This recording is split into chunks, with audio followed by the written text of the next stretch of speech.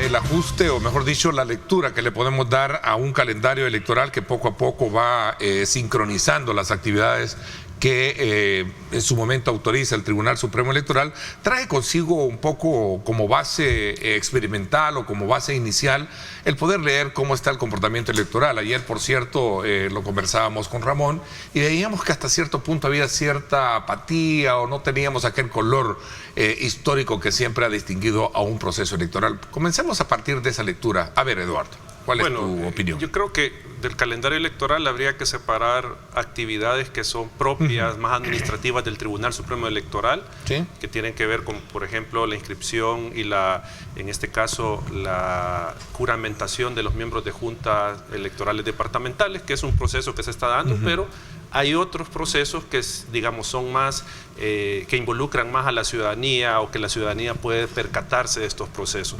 Y estamos hablando precisamente de la inscripción de candidaturas, que esa es una de las actividades que se están dando dentro del calendario electoral en este momento. Ya faltan menos de 10 días para que se inscriban se cierre el plazo de inscripción de candidatos a la presidencia de la República. Se está a la expectativa de si al final los candidatos que ya presentaron sus documentos son inscritos o no. Recordemos que habían observaciones para estos candidatos. Ese es un proceso que está ahí en este momento corriendo. Y normal, es algo normal, ¿no? Que está ahí. Y el otro proceso que no se le ha puesto mucha atención y que quiero traer a la discusión es el pago de la deuda política. Ya los partidos tienen habilitado el periodo para solicitar se les cancele el anticipo de deuda política que les corresponde según la ley y la Constitución. A esta fecha, hasta donde sabemos, porque hemos hecho una ronda de consulta con los partidos, tenemos, digamos, unas situaciones que no, digamos, que pueden ser un tanto irregulares y que están afectando a los partidos que les entreguen la deuda política. En primer lugar, nos decían algunos partidos que el tribunal ha retardado la entrega de la certificación de resultados, porque con esa certificación es que hacen el trámite del Ministerio de Hacienda. También hay partidos que nos han dicho que Hacienda no quiere dar información sobre el costo del voto, cuánto es que va a costar el voto, y entonces ahí, digamos, tenemos, según lo que han dicho algunos partidos, en este momento el no pago de la deuda política que, como digo, ya está habilitado para los partidos. Y esto es importante decirlo, Ernesto, porque este es uno de los elementos que ayuda a configurar un proceso electoral competitivo. O sea, si los partidos no tienen los suficientes recursos para una campaña electoral, pues vamos a tener una campaña dispar como se ha tenido en otras oportunidades. Y tal vez a eso responde el hecho de que no hemos visto lo que usted decía, el colorido de esta campaña, porque no hay recursos en algunos partidos, porque también los donantes de estos partidos han disminuido sus aportaciones. Entonces tenemos una situación de partidos políticos sin los recursos suficientes para enfrentar una campaña electoral. Para nadie es un secreto, Ramón, saber de que todo este, comportamiento electoral ha cambiado por los tiempos que vivimos hoy en día. No digamos el ADN en ese aspecto muy en particular, en la cual se conocía que los partidos a los cuales representaban estos sectores, pudientes económicamente hablando, en su momento ejercían un control muy específico. Hoy pareciera ser que no, como es bastante difuso en encontrarlos en este ambiente hoy en día. Sí, bueno, ¿qué piensas? Yo creo de que hay una configuración política a partir, diríamos, de los resultados que reflejan las mismas encuestas del respaldo que tiene el presidente y de la decisión del presidente de participar en estas elecciones y de la capacidad o de la, disminución de respaldo social también que tienen los partidos más de oposición, que tradicionalmente habían sido los partidos más fuertes, refiriéndome a Arena y al FMLN en particular, que eran los actores principales en las elecciones desde 1994, diríamos hasta las elecciones de 2014 en elecciones presidenciales y hasta 2015 en elecciones legislativas y municipales. A partir del 2018 esa configuración se va un poco deformando a partir de la pérdida que va teniendo el FMLN de su respaldo y que efectivamente fue muy evidente en el resultado electoral de ese momento, obteniendo entre 350.000 votos más o menos a unos 500 con los mecanismos de coalición que este tenía establecido, llegando a una situación más dramática en el 2021 en la que obtiene solo 180.000 votos. Esta Arena, que había logrado hasta el 2018 mantener casi su voto duro de unos 800.000, también cae en las elecciones de 2021, evidenciando en la práctica de manera objetiva y en los datos que ese respaldo social y político que estos partidos tradicionalmente tenían obviamente disminuye. Y en este proceso en el que ha habido mayor desgaste hacia estos partidos, también el desgaste es evidente en el respaldo social que van teniendo. Este análisis primario que me han ofertado, que han ofertado los televidentes ustedes, me lleva un poco a analizar de manera puntual el tema de las inscripciones de candidatos, en este caso muy en particular. Comencemos con los presidenciales. Para el día jueves 26 de octubre, sí, el próximo jueves, estaríamos de alguna manera culminando el periodo de inscripción de las fórmulas presidenciales, ¿sí? Sí. Comencemos a analizar una de ellas. Y de diputados. Y de diputados. Sí, también. Bueno, en primer lugar, solo tenemos hasta el momento, si no mal recuerdo, la presentación de dos fórmulas para inscribir. El FMLN y Arena, si no mal recuerdo. Hay otra, la de Fuerza Solidaria. La de Fuerza Solidaria, sí. Bueno, hay tres entonces. Falta todavía, digamos, definir la inscripción del Partido Nuevas Ideas, pero creo yo que también habrá que llamar... nuestro tiempo. Sí, nuestro tiempo. El punto habrá que ver si en qué periodo o en qué momento los partidos políticos llevan las planillas para diputados. Recordemos que en las internas que hicieron los partidos políticos hace un par de meses también se eligió a las planillas que van a competir en la elección legislativa. No todos los partidos llevan en todos los departamentos, en todas las circunscripciones, candidaturas. O sea, hay partidos que no lograron completar planillas para a nivel de consejos municipales, diputaciones. Entonces vamos a esperar en qué momento, que ya no tienen mucho, porque son menos de 10 días los que tienen, para inscribir la candidatura. Pero yo me quería referir a algo que decía el licenciado Villalta y es llamativo. Pareciera que no estamos en campaña electoral, que no hay elección, porque ni el partido oficial está haciendo una campaña como se vio en 2019. Recordemos, en 2019 incluso hubo campaña adelantada de varios partidos, pero en esta ocasión no hemos visto, más allá de la propaganda que emitió el presidente con el tema de las pandillas, que si ganaba la oposición regresaban las pandillas. Ese es el único spot que al menos yo he visto de propaganda electoral. O sea, parece un momento atípico en una campaña electoral, que los partidos ni tan siquiera tienen banderilleros, como ha sido siempre la tradición, no hay nada en la calle. Habría que preguntarse a qué responde eso, si un cambio de estrategia de los partidos, porque tampoco en redes sociales hay propaganda. Es que no hay nada. O sea, pareciera que no hay elección.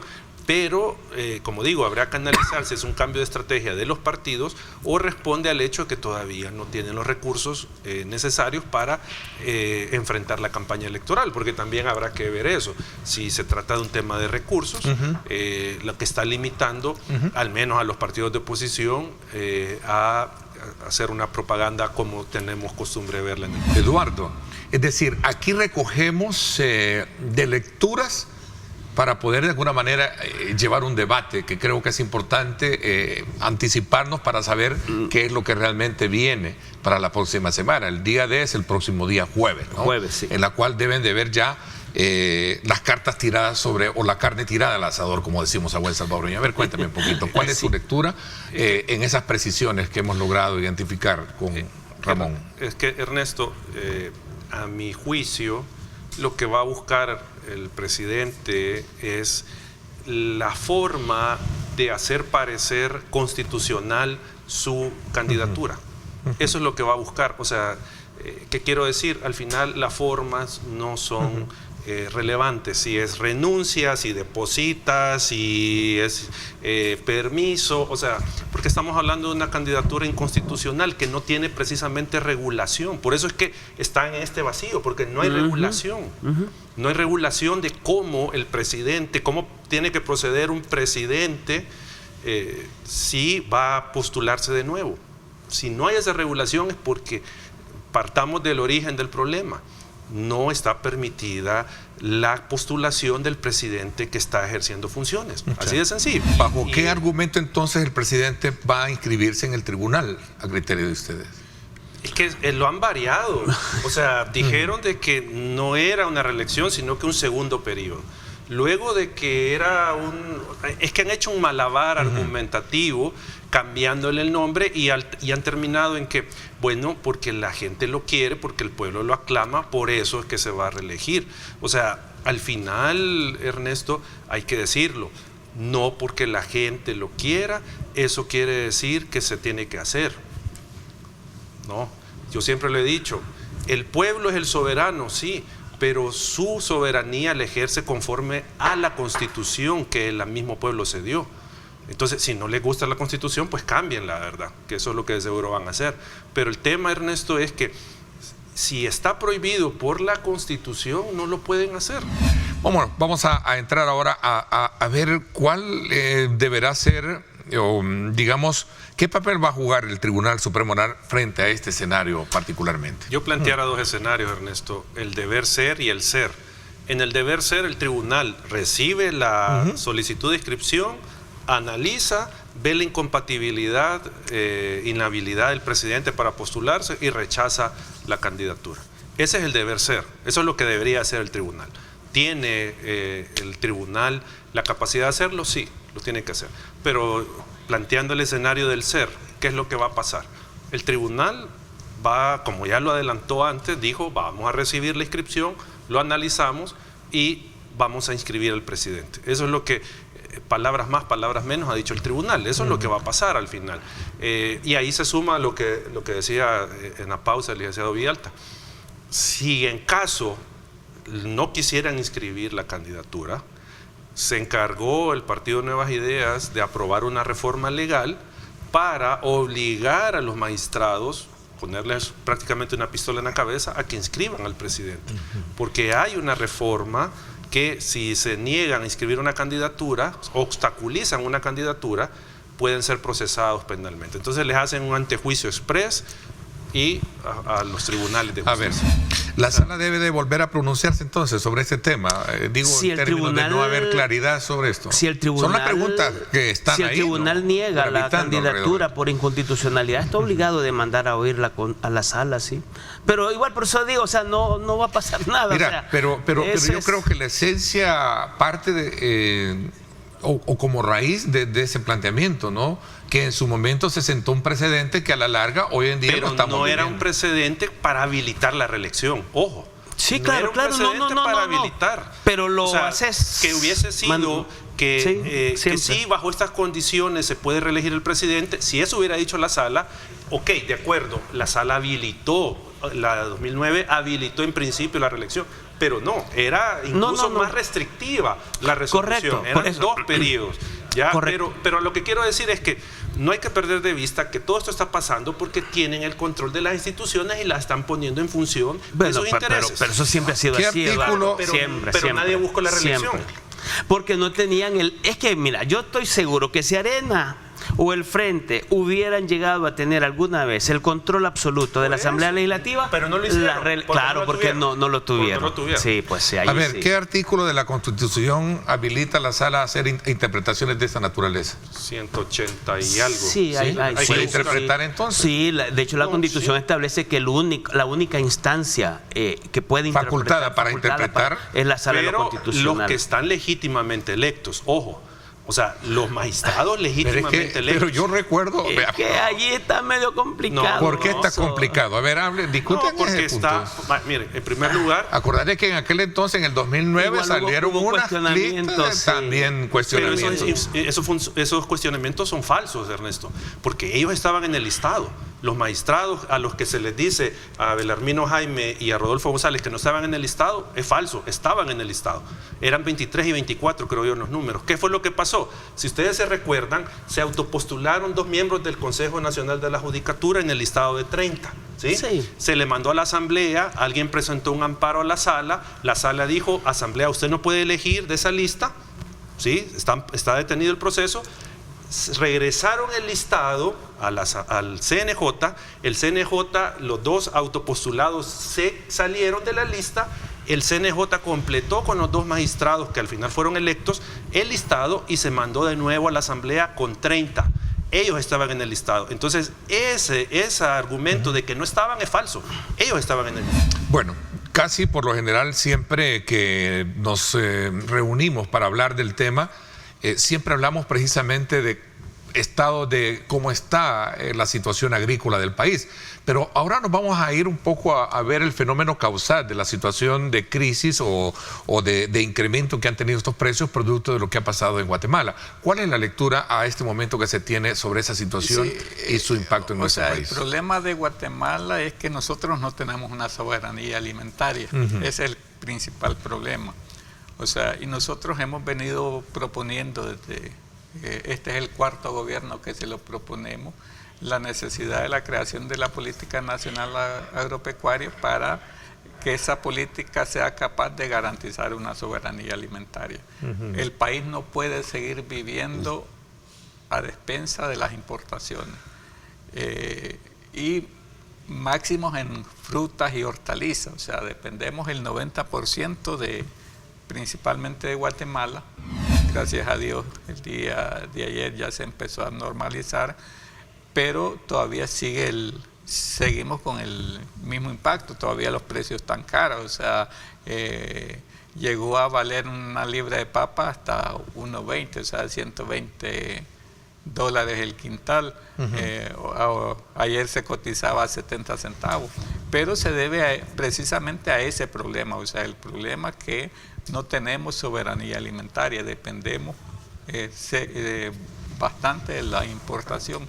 Si tuviéramos garantizada, y desde marzo le venimos insistiendo a este gobierno, marzo del año pasado le venimos insistiendo a este gobierno, miren, es necesario que se luche por la soberanía alimentaria, pero el gobierno, los titulares, muchas veces vienen y mienten a los medios de comunicación. Por ejemplo, en febrero de este año, el viceministro de Agricultura afirmó en el diario El Salvador que la producción de maíz había sido, por ejemplo, de 22.700.000 quintales. 22 millones. 22.700.000 quintales. Esta información la pueden encontrar en el diario de hoy. Y decía todavía, ahí afirmaba él... El diario El Salvador, ¿no es? Diario El Salvador. Diario El Salvador, del 22 de febrero. Y ahí en esta misma publicación él decía que el consumo nacional anda entre 18 y 19 millones de quintales. Nosotros decimos son 18.800.000 quintales, pero bueno, en ese dato sí acertamos. Pero ¿cuánto es en sí lo que producimos? Ese es el problema, que este año, o sea, el año 2022, producimos 15 millones de quintales de maíz. Y nosotros le dijimos en diciembre del año pasado, va a haber escasez de maíz a partir del mes de agosto.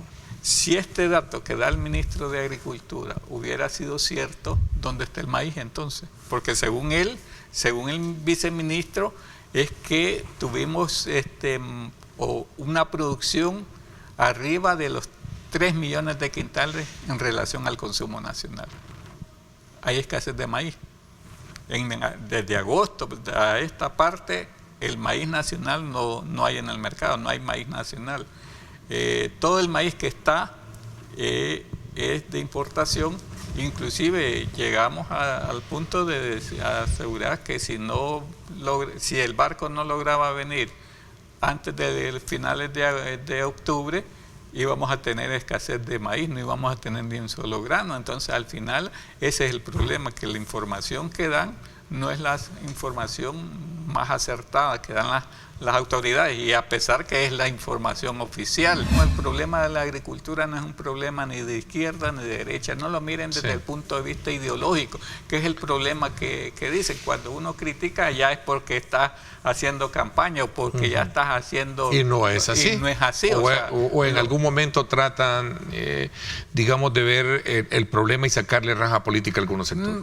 Tal vez algunos políticos, pero nosotros hemos sido objetivos. Como campo hemos sido objetivos en cuanto a nuestros planteamientos. Nosotros tenemos 12 años de venir llevando estadísticas de la producción de granos básicos, y en todos los años hemos sido lo más objetivos posible. No intentamos maquillar información para beneficiar a X partido o a X gobierno. En todos los gobiernos hemos dicho, esta es la producción, y en la mayor parte de las veces o siempre coincidimos al final con las proyecciones y las estadísticas que lleva la FAO, por ejemplo. En algunos momentos hemos estado distantes con los gobiernos, pero al final vienen y reconocen los números que nosotros damos. O sea, ese es el problema que tenemos. O sea, no hay de parte del gobierno no hay una institución que se dedique a llevar las estadísticas de la producción, y por ende no hay una valoración objetiva de la situación. ¿El precio cómo está hasta este día? El precio de los productos siempre siguen altos. Siguen altos. El precio, la papa está a 70, según la información que estaba dando ayer el presidente de la Defensoría del Consumidor, que andaba por la tiendona, decía que la papa estaba ya a $70 el quintal, o sea que había llegado hasta 120, 140 el quintal de papa, pero que ya iba bajando, que ya se iba normalizando, pero todavía se mantienen los precios altos. Actualmente el gobierno no tiene ningún plan para resolver el problema de escasez. Nosotros lo hemos dicho y lo hemos puesto a las órdenes del gobierno para trabajar en conjunto en la creación de la política nacional agropecuaria, pero mientras trabajamos en la política le hemos hecho algunas propuestas. Por ejemplo, el año pasado le decíamos al ministro de Agricultura, hay que buscar cómo sembrar más en las zonas de riego, en los distritos de riego, hay que buscar cómo fomentar y reparar el distrito de riego Lempa-Caguapa, que tiene ya más de 12 años de estar destruido. Todo aquel que baja de la zona alta para lo que es la planicie. Las zonas de Lempa. De Lempa, en la zona de San Vicente. Sí, que es la de quebrada, de toda la zona de quebrada seca que baja, ¿no? Exactamente. No está funcionando eso. No está funcionando ese distrito de riego. Y hace años que se le ha venido diciendo, hay que buscar que funcionen los distritos de riego, porque además de que tenemos muy pocos, uno de ellos no funciona prácticamente. Entonces esa es la cuestión, y lo que nosotros insistimos, que mientras no tengamos una política nacional agropecuaria, esto no vamos a poder resolver el problema del abastecimiento de la población.